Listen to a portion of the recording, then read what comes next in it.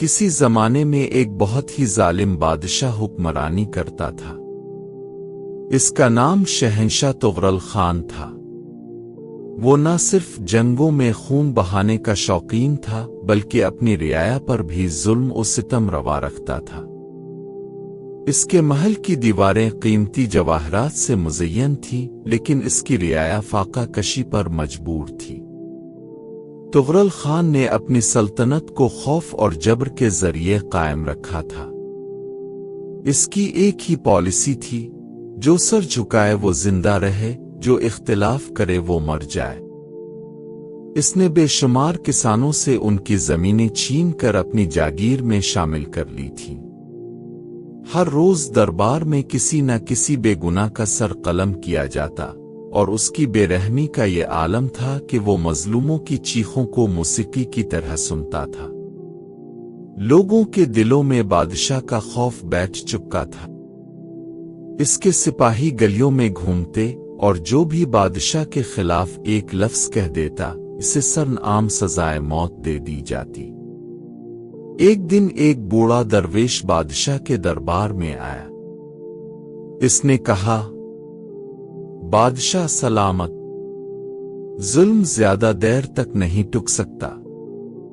جو جتنا بلند ہوتا ہے وہ اتنی ہی شدت سے گرتا ہے۔ وقت آئے گا جب تمہارے محل کی دیواریں تم پر ہی گر جائیں گی۔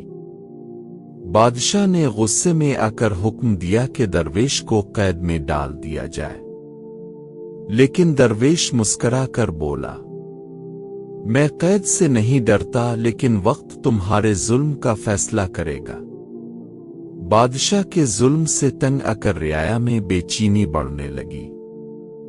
ایک نوجوان سردار رحمت خان نے لوگوں کو بغاوت پر آمادہ کیا۔ وہ کہتا تھا، اگر ہم نے آج آواز نہ اٹھائی تو ہمارے بچے بھی غلام بن جائیں گے۔ آہستہ آہستہ لوگ اس کے ساتھ شامل ہونے لگے۔ کسان، سپاہی اور یہاں تک کہ کچھ درباری بھی خفیہ طور پر رحمت خان کے ساتھ مل گئے۔ ایک دن محل کے اندر کام کرنے والے ایک باورچی نے رحمت خان کو پیغام بھیجا، بادشاہ کے خاص محافظ بھی اس کے خلاف ہو چکے ہیں۔ اگر تم حملہ کرو گے تو ہم اندر سے دروازے کھول دیں گے۔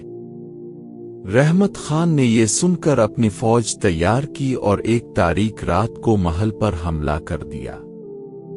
محافظوں نے محل کے دروازے کھول دیے اور باغیوں نے اندر داخل ہو کر بادشاہ کے سپاہیوں کو تہس نہس کر دیا۔ جب بادشاہ کو خبر ملی کہ محل پر حملہ ہو چکا ہے تو اس نے اپنی تلوار اٹھائی اور آخری جنگ لڑنے کے لیے تیار ہو گیا۔ لیکن جیسے ہی وہ باہر نکلا، اس کے اپنے ہی محافظوں نے اس پر حملہ کر دیا۔ بادشاہ زخمی ہو کر محل کی سیڑھیوں پر گر گیا۔ اس نے آخری سانسیں لیتے ہوئے درویش کی پیش گوئی یاد کی اور افسوس سے بولا، کاش میں نے ظلم کے بجائے انصاف کا راستہ اپنایا ہوتا۔ رحمت خان نے بادشاہ کی لاش کو عوام کے سامنے رکھا اور اعلان کیا، یہ ہے ظلم کا انجام۔ اب ہماری سلطنت میں انصاف کا راج ہوگا۔ یوں ایک ظالم بادشاہ کا دور ختم ہوا اور ایک نئی تاریخ کا آغاز ہوا۔